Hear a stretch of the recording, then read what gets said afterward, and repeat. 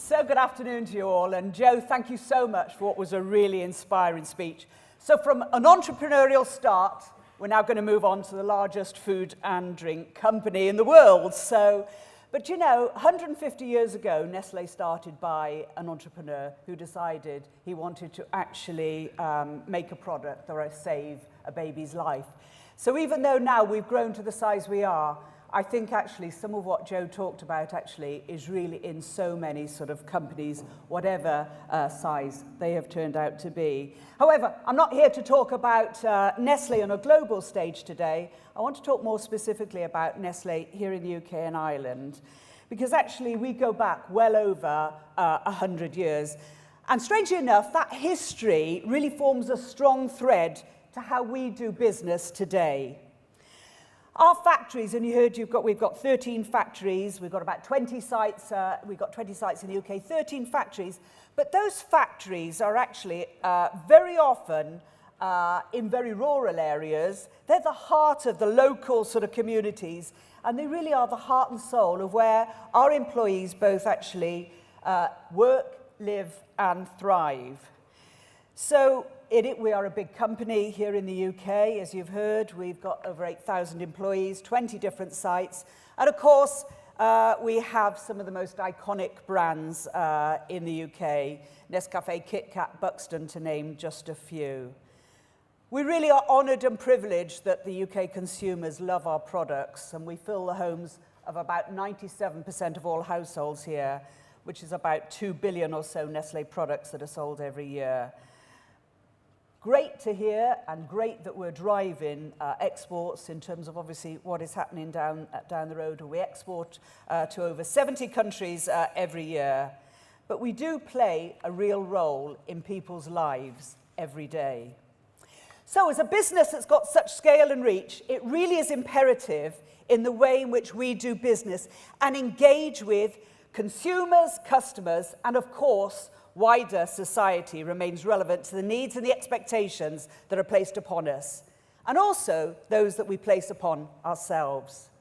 We do believe that enhancing the quality of life and contributing to a healthier future, we can deliver on those expectations whilst upholding the business commitments. For Nestlé, of course, this means enabling healthier and happier lives, and helping to develop thriving and resilient communities, and really helping also to think about how are we going to steward the resources for the future. We know that our products and our service brands are the most important delivery vehicles, and good points obviously are proof points as well in meeting and exceeding stakeholders' expectations as well as business commitments. And that's why we work hard in developing innovation in terms of our brands. And like every FMCG company, the long-term sustainability of business very much depends on our ability to adapt to the ever-changing world around us. Whether that world is quite that was outlined by PA consultants this morning in terms of 2025, we shall see. But it is fair to say that the UK is facing unprecedented challenges. And obviously, for those of you here, it's not new news. But our friends and our colleagues from other corners, let me just briefly set the scene. Well, a rising health agenda linked to the obesity crisis, focused on childhood obesity, is really the key and one of the most important significant changes to both the political and the business landscape. Last year, we saw for the first time the announcement of a UK soft drinks industry levy. It was coined the sugar tax, and that was to really get the soft drinks companies to really be encouraged through the presence of a financial levy to look to see how they can remove added sugar. This, however, represented a watershed moment for food and drink industry as the regulation of the sector was introduced for the very first time. And whilst Nestlé has always been fully engaged in the voluntary approach, we do now believe it's time to recognise that we've got to consider an environment where long-term investment in innovation is encouraged, and regulation will have to play a role in creating a level playing field. And that's which all players are equally engaged. Now, to do that, we're working with independent experts, with academics, with health organisations. We need to develop policy solutions for the future of our business and the future for society. I'd also like to share with you just a few words on that B word, on Brexit, and in particular talk about what does it mean for the UK food and drink industry, because I think it's really very pertinent. Well, a post-Brexit economy is clearly now a pending reality as the UK and EU begin this exit process. And whilst the implications of this unprecedented change are still really unclear, what is clear to the industry is that interlinked issues of trade, competitiveness, productivity, and very importantly, wider skills agenda only become ever more critical for us to address. As a business, we need to focus on what the next generation workforce might look like, and within that context of a strikingly different business landscape. Well, whilst the work is underway, we know we have a lot more to do to really understand what skills we're going to need in order to remain a competitive economy for around the world. But of course, Brexit is symptomatic of much deeper societal shift that we're witnessing. And of course, recent global events have indeed highlighted a fragmentation of society, both here and around the world. An increasingly populist and anti-globalization sentiment obviously brings forth the rise of local. And this fragmentation is coupled with a decline in public trust of both state and private institutions, particularly in big business, perceived to be too far removed from the realities of most people's daily lives. And so, as a global business with a local footprint, this represents an interesting challenge as we seek to build brands with a wider societal purpose. And all this change is taking place with and aided by an increasingly digital landscape. And with the smartphone proliferation and the superfast broadband, people have access to instant information just at the click of a button. And as technology continues to develop and the Internet of Things become an ever more prominent part of our lives, as business, we need to adapt with this change in a way that we interact with our customers, consumers, and employees. Well, there's no doubt about it that economic and demographic shifts, including increasing urbanization, smaller households, aging and millennial population shifts, and the rising of the middle class in developing nations are having significant impact on the way in which consumers engage with their food. And such changes in products, in services, in distribution and accountability models are being created and focused on consumers and their surrounding communities. Well, back last year, Deloitte did a study, and it showed that the traditional consumer drivers, which traditionally have been price, taste, and convenience, have been now joined by emerging drivers such as health and wellness, safety, experience, social impact, and transparency. And roughly half of the 5,000 consumers surveyed by that study stated that their purchase decisions were now significantly influenced by these new drivers. And yes, that survey was primarily done over in the UK, in the US. We do know that in the UK, all of those drivers are absolutely here and pertinent today. And this is not to say that the traditional drivers are obsolete, but consumers still want quality foods that taste great, but they want them accessible and they want them at reasonable prices. But it's clear that companies that are able to create products that fulfill these items as well as these new desires are going to have the advantage in the long term.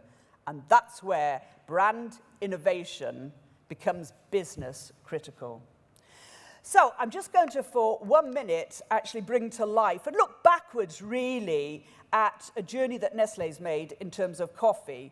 You heard that I worked actually in Switzerland on a global road for five years, and that was actually looking after our coffee business worldwide.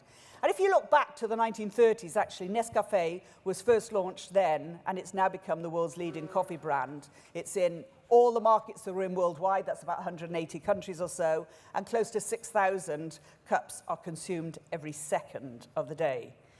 But of course, coffee, what a great, great business it is. It is defined really now, it's been defined as part of our culture in every part of the globe.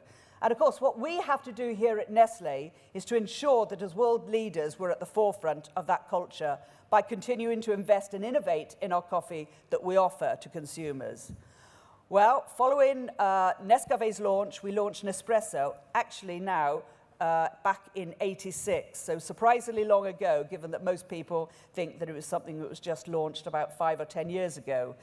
And we brought Café Grande espresso coffee into the offices, into the homes, and into consumers' hands every day. This was about personalization, and it was actually about really bringing that individual choice to consumers. And with coffee, with consumers' tastes really evolving as a result of the explosion in the coffee market out of home, we had to constantly innovate and to think about how do we meet individual consumer demands. Well, 2006 saw the arrival of Nescafé Dolce Gusto, again around individual portions pods coffee, and that's brought more coffee choice, more innovation, more personalization across a broad range of beverages. But as I've said, long-term advantage not only comes through just the focus on taste, choice, convenience, and price, but also, obviously, on what it means to you and actually the role it's playing in your life. And today's consumers are far more demanding and curious about the transparency also of the sourcing of our coffee. And we've been working on that for a long time, but it is interesting that it is now, in the last 5 years ago, that it's become so much more important for our consumers. And since the 60s, we've been working with coffee farmers to try and help them grow better coffee through actually helping them through their crop methods. We've done that with Nespresso and with the Nescafé Plan, and teamed up with the Rainforest Alliance to work with the farmers to raise the standards of sustainable production at every single stage of the coffee journey. It's no doubt that transparency and connectivity back into the individual farmer is going to play an increasingly large role, and something maybe that GS1, we need to think about how we can actually work together on that. Well, in fact, we believe that of all the people that helped to actually create our Nescafé and our Nespresso brands, from the farmer to the consumer, from the researcher to the factory packer, these people are all actually crucial now as part of the brand identity. So, for the food and drink industry, understanding and anticipating the shifting needs and desires of the consumers and their lifestyle, it's vital to their success. And with new and emerging trends rapidly acting as catalysts to transform our industry, we must stay at the forefront of innovation across our product, services, portfolios in order to remain relevant. So what are these trends, and how can industry respond most effectively to them? Well, no one issue obviously dominates the current landscape for the food and drink industry more than health and wellness agenda. And the issue is playing a crucial role in reshaping the industry as we know it, as manufacturers and retailers alike increasingly focus on offering tastier and healthier choices and supporting people to lead healthier lives. And just as consumers are driving industry to develop healthier choices across brands, they're also seeking greater quality, value, and choice personalization at the same time. The challenge facing industry is undoubtedly to be able to respond to these at times when seemingly contradictory drivers are at hand. But progress is actually being made. And if we look between 2014 and 16, the Consumer Goods Forum Health and Wellness Survey that was done found that the number of products being reformulated or formulated had risen 8-fold to align really with the growing health and wellness trend as well as the nutritional trend. This has also been the case with Nestlé, where we've rejuvenated something like 9,000 of our products globally, but we can't ever stop there. And we've recently announced, just here in the UK, we'll be removing 10% of sugar from all of our confectionery portfolio by 2018. And I know a lot of you will think, well, that must be pretty easy to take 10%. Believe you not, me, it is pretty tough to take 10% out and en route to take our 20% out of sugar by the year 2020. So in addition to all these nutritional aspects for food and drink, consumers are also increasingly interested to understand what and where their food comes from. And this traceability of materials and ingredients that are used in your products, or the sustainability of the processes and the practices that we use to make them.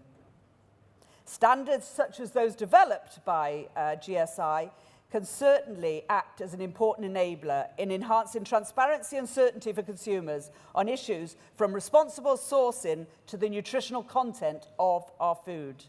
And recognising the importance of standardisation of product data across food and drink supply chain, Nestlé UK is certainly really participating alongside GS1 for the Digital DNA, a collaborative industry initiative that's really seeking to identify common industry solutions to this challenge. And through such a collaborative initiatives, we're really looking forward to be able to provide our customers what we believe is much better products experience for the future. Well, the emergence of these trends can be linked to the personalisation of consumption, where people increasingly demand authentic products that obviously cater to the unique tastes and the individual preferences. As an industry, we've witnessed an explosion of brands across every category. And if we look at, as businesses start to try and capitalise on this, you can see that established brands, and there's competition coming from emerging new brands, and this presents both a challenge as well as a big opportunity to focus on brand innovation in new and exciting ways. And recognising the need to get onto the front foot of this innovation tidal wave, we opened a global innovation centre just last year in Silicon Valley. And that's focused around innovation. It's a hub that's designed to enable startups to bid for business challenges that our brands are looking to solve. And it fosters much more of a peer-to-peer environment of co-creation. The ultimate aim here is for this innovation platform to help us as a business truly identify how we can create powerful digital layers which allow us to think about our brands in perhaps a different way.